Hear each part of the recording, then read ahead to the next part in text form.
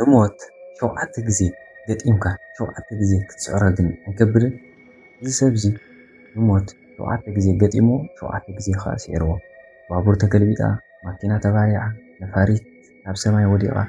دي هابزي حرقازي بتأمر زي حنسب هاب علمنا أتي حد عددنيا زبال سب زي فرانك سالك البال تلاليو رومي مولو تاريخوناتو كان شوعات حدقاتات بحسر زبالة مقدمات تاريخ زرقم مزيل لخو مالتي تاقم دولو حوقوني ألي لايك شير سابسكرايب نابو مسايس بلهم قداميتي حدقا ناي فرانك حدقا بابوريا حدقا بابور بشعن شعبين إتم سوسان قلتان عامل مرد عب بابور تساقل عبز نبرا قزي بزحات هزبي انداخر قلو اتا بابور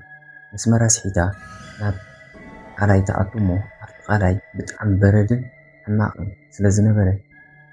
ካብቶም ምስኡ ዝነበሩ ህዝቢ 17 ሰባት መድኸሉ ብዙሓት እውን መጉዳእቲ ኣጋጢሞም ፍራንክ ግን ሓንቲ ኢዱ ወሲሉ ሓንቢሱ ገዲሐንቲ ኢሉ ማለት እዚኣ እታ ቀዳመይቲ ሓደውያ ኦኬ ካልአይቲ ሓደጋ ናይ ፍራንክ ኻ ብጣዕሚ እታ ዝኸፍአትን ክድሕነላ ዘይክእልን ትበሃል ሓደጋ ነፋሪት እያ ማለት ብ1963 ዓመተ ምህረት ድሕሪ ሓንቲ ዓመት ማለት እዩ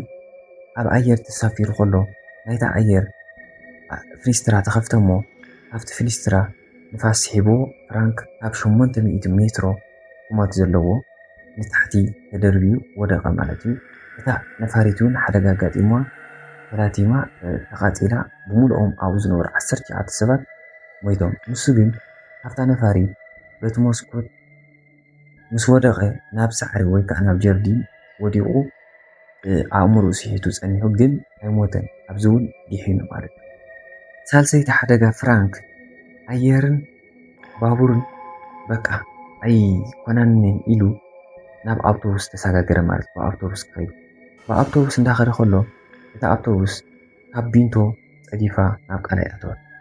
ካብዛ ኣውቶቡስ ከዓ 4 ሰባት ክሞቱ ከለዉ ፍራንክ ግን ኣብዚ እውን ኣይሞተን ጥራይ ንእሽተይ ቁስሊ ሒዙ ብሰላም ድሒኑ ወፀ ራብዐይቲ ሓደጋ ናይ ፍራንክ ሓደጋ ማኪና ኮይና እታ ማኪና ግን ተቕሊላ ተቓፂላ ማለት ኣብዚ ግዜ እዚ ኸ ብናይ ህዝባዊ መጓዓዝያ ክኸይድ የብለይን ባዕለይ ብዝዝውሮ መኪና ክኸይድ ኣለኒ ኢሉ ወሰነ እሞ ባዕሉ እንዳዘወራ ከሎ እታ መኪና ምስ ሓንቲ ማኪና ተጋጭያ ተቓፂላ ሓመድ ኮይና ማለት እዩ ንሱ ግን ዋላ ሓንቲ ከይኮነን ቁስሊ ጥራይ ሒዙ ደሓነ ማለት እዩ ኣብዚ ሓደጋ ዝውን ይሒኑ ከምኡውን ናይ ፍራንክ ሳል እታ መበል ሓምሸይቲ ሓደጉ ኣብ ቃላይ ብጃልባ እንዳሰገረ ከሎ ይሒሉ ኣብኡ እውን ድሒኑ እታ ሻድሸይቲ ሓደጉ ከዓ ካብ ሃው ዝበለ ገደል ፀዲፉ ካብዚ እውን ዋላ ሓንቲ ከይኮነን ድሒኑ ከምኡውን ናይ ኤሌክትሪክ ሓደጋ ኣጋጢሙ ኤሌክትሪክ ሒዝዎ ነይሩ ግን ካብኡ እውን ክድሕን ክኢሉ ማለት እዩ ኣብዚ ኩሉ ድሒኑ ኣብ መወዳእታ ኣብ መበል 73 ዕድሚኡ $1,000,000 ሎተሪ በፂሕዎ ማለት እዩ ድሕሪ እዚ ሎተሪ እዚ ምስ በፅሖ ንቁሩብ ግዝያት ምስ ፋሚሊኡ ምስ ስድርኡ ነብር ድሕሪ ምፅናሕ ገንዘብ ንዓይ ፍቅሪ ክህበኒ ኣይከኣለን ኢሉ ነቲ ገንዘብ ንኩሎም የዕረኽቱ ቤተሰቡን መቂልዎም ኣብ ንእሽተይ ገዛ ምስ ሰበይቱ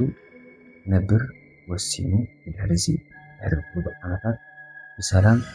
ብተፈጥራዊ ሕማም ካብዚ ዓለም ብሞት ተፈልዩ ማለት እዩ